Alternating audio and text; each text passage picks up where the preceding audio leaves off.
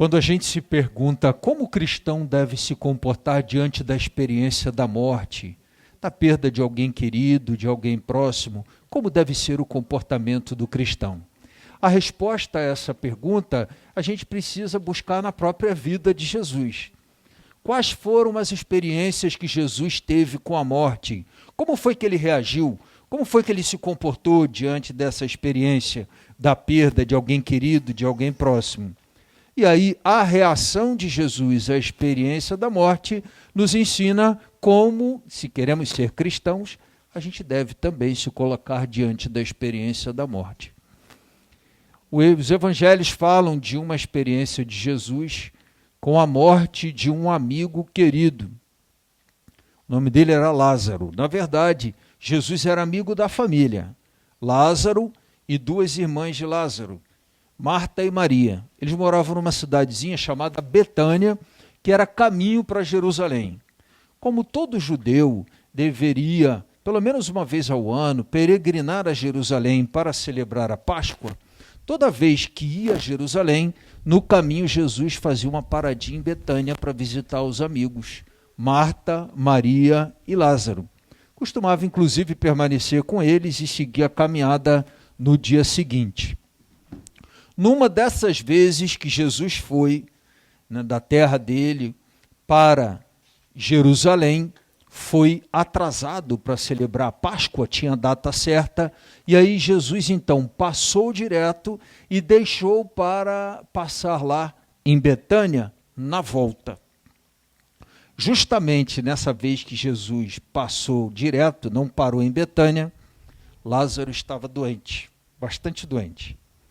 Depois que Jesus então celebrou a Páscoa em Jerusalém, na volta, passando em Betânia, logo que ele chegou, Marta foi ao encontro de Jesus e disse: meu irmão morreu. Se o Senhor estivesse aqui, ele não teria morrido. E o Evangelho, no versículo mais curto da Bíblia, fala qual foi a primeira reação de Jesus diante da experiência da morte de um amigo querido. São duas palavrinhas esse versículo. Jesus chorou. São duas palavras, mas que têm um significado muito profundo, né? O Filho de Deus, verdadeiro Deus, chorando a morte de um amigo querido. É para nós a certeza de que nós temos sim o direito de chorar alguém próximo. Imagina, no caso de Jesus era um amigo, mas quando se trata de um familiar, quando se trata, por exemplo, de alguém que viveu conosco a nossa vida inteira, o caso de um filho, por exemplo, né? Então, toda a história desta pessoa foi embaixo da nossa história, eles vieram depois. Imagine, por exemplo, quem partilhou por muito tempo, no caso dos filhos de quem partiu, no caso dos irmãos, etc, etc e tal. É uma dor enorme. E Jesus, ao chorar, naquele momento, ele ensina para a gente, olha, você pode chorar sim, é comum até que o faça, deve chorar, sem que isso signifique falta de fé. Às vezes, quando tem uma pessoa chorando, alguém próximo, alguém falecido, é muito comum que alguém venha consolar, bata no ombro, abrace e diga assim, não chore, tenha fé, uma coisa não tem nada a ver com a outra. Chorar e não ter fé. É direito, sim, nosso, porque Jesus chorou, sem que isso signifique naturalmente falta de fé. Se Jesus chorou a morte de um amigo, eu tenho todo o direito de chorar a morte de quem partiu. É um direito nosso, dado por Jesus. Entretanto, Jesus não ficou o resto da vida dele ali chorando a morte de Lázaro. Mas ele logo se preocupou com as irmãs, Marta e Maria. As duas estavam, com certeza, inconsoláveis, porque a mulher, nesta época, precisava muito de um homem para se manter. Então a viúva era uma figura de desamparo para a sociedade. E Lázaro era o amparo das duas. Então ali partiu o irmão que era o amparo das duas, de Marta e de Maria. de modo que havia também uma dor ali muito grande e a sensação de desamparo. Jesus então se volta para as duas e aproveita aquele momento, aquela dor, para fazê-las refletir sobre a vida, a delas e a de Lázaro.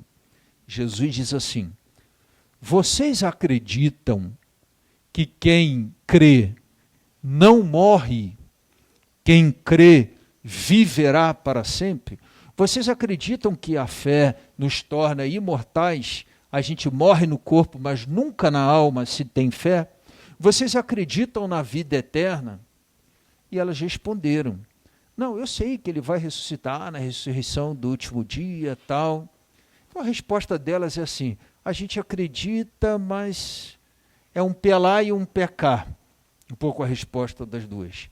E Jesus diz assim: eu sou a ressurreição e a vida, e para que vocês creiam, vamos até o túmulo. E Jesus disse para Lázaro: vem para fora. E Lázaro, então, o que ocorre ali é uma reanimação do corpo de Lázaro, né? Chama de ressuscitação. O corpo de Lázaro é reanimado e Lázaro vem ao encontro de Marta e Maria. Lázaro voltou a morrer depois. Caso contrário, a gente conheceria Lázaro hoje ainda, né? Ele voltou a morrer. Mas aquela ressuscitação foi para as irmãs a certeza de que Jesus tem poder sobre a morte, é vitorioso sobre a morte e que, portanto, a morte não é a última palavra sobre a vida. Num momento como esse, que a gente tem o direito de chorar, que dói, que o coração aperta, que às vezes é difícil a gente acreditar, né? Que tem horas que eu lembro que, por exemplo, quando meu pai faleceu, alguns meses eu pegava o telefone para ligar e aí lembrava: não posso ligar, né? Me lembrava de que ele não estava. Quer dizer, a gente tem um momento para processar essa informação. Esse momento ele é um pouquinho doído, chama luto, né? O luto serve exatamente para a gente elaborar essa informação de que partiu, e aí a gente vai aprendendo. Da dor passa para a saudade, da saudade vem aquela lembrança dos bons momentos, e aí a gente passa a ter uma lembrança abraçada mais pela alegria da oportunidade do convívio do que pela dor de ter partido. Mas isso depois de um tempinho. O que está dito aqui, o que a palavra de hoje nos ensina é crer que a morte não é a última palavra sobre a vida. E tem um aspecto interessante na conversa de Jesus, Marta e Maria, que é: quem fica quando está diante da morte de alguém querido, deve sempre se fazer essa pergunta: e se fosse eu estaria preparado? A morte, diz a Sagrada Escritura, que às vezes ela vem ao nosso encontro de surpresa, né? Ela nos surpreende como um ladrão, diz a Escritura. De modo que é interessante que a gente esteja sempre preparado e que a experiência da morte de alguém próximo e querido faça a gente pensar. E geralmente a gente pensa assim, né? Eu sei porque a gente acaba indo bastante ao cemitério para fazer oração pelos falecidos, uma coisa assim. E aí a gente observa nas conversas familiares assim: meu Deus, a vida é muito curta, né? As pessoas geralmente conversam: a vida é muito breve, como tudo passa rápido, como... É que depois a gente continua a vida e esquece dessa reflexão. Mas essa reflexão, ela não é ruim, ela é boa. Que a gente tenha sempre esse sentido de a vida é curta, a vida é breve.